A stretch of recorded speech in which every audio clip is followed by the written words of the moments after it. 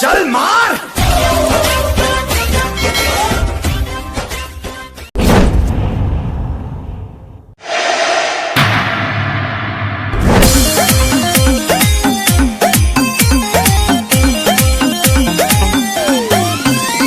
Hello check hello, मेहरबान कदरदान पहलवान थुकदान नौजवान, आपके गांव आपके शहर आपके मोहल्ले में आ गई है गंगूबाई थ्रेसर वाली। तो देर किस बात की, आइए और अपना दौरी कराइए और भूसा को मैदा बनाकर बाहर निकालिए। तो देर किस बात की, गंगूबाई की थ्रेसर आपके मोहल्ले में दस्तक दे चुकी है। अरे माइक ला इधर। हेलो हेलो हेलो, नमस्ते। आप सब रहिए हंसते हंसते। आ गई आपकी अपनी गंगूबाई। अरे साइड हटो साइड हटो। आपकी आ गई अपनी गंगूबाई। टेंशन नहीं लेने का, टेंशन जाएगा पेंशन लेने। तो मैं बता रही थी, ये जो मेरा थ्रेसर है, जो ऐसा थ्रेसर है भूसा को मैदा बनाकर फेंकता है। तो आइए, लेट मत कीजिए, आ जाइए हमारे पास। ए मैडम जी, आप जो इतना बोल रही हैं, क्या क्या करता है आपका थ्रेसर, थोड़ा बताइएगा। ये जो बोल रहे हो ना, मेरा जो थ्रेसर है ना, उसका प्रेशर का जोरा नहीं है। बाकी सुन लीजिए। हाँ तो सुनाइए। पीस पीस के भूसा हम कोई दे हम मैदा, 500 रुपया घंटा बाटे होई सबके फायदा। अरे सोचते क्या हो?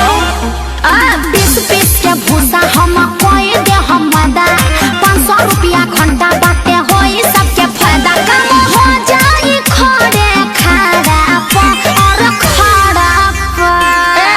तुम क्या सोचते हो गंगूबाई का थ्रेसर खराब है? मेरे थ्रेसर का पूरा जवार में जोड़ा नहीं है, समझे? थ्रेसर है हमारा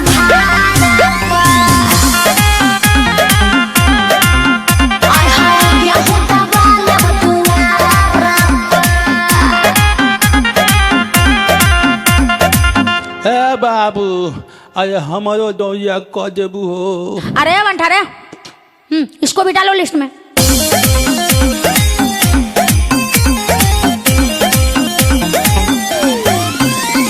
सबसे साफ गेहूं झरेला हमारा थ्रेसर से, जाके भूसा दूर गिरेला ते जया बाबू प्रेशर से।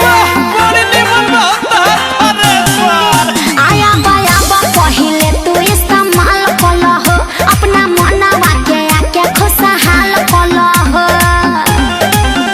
हम डरिले ना बोझा बड़ाप और बड़ाप। गंगूबाई ने ठाना है, सबका दौरी निपटाना है। गंगूबाई ने ठाना है, सबका दौरी निपटाना है। केली थ्रेसर है हमारा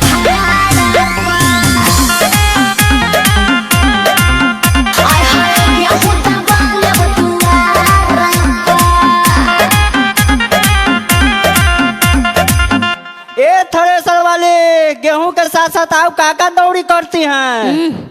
अरे तीसी, सरसों, मकई, बाजरा वगैरह वगैरह। अरे तुमको करवाना क्या है, साफ साफ बताओ। अरे सुनो पहले, चाहे तीसी होई अरे चाहे होई सरसों, सारा दौरी करबह। कहाँ बताय अंतरा के हम बोला के खोपी में ढो ढो के धरबह।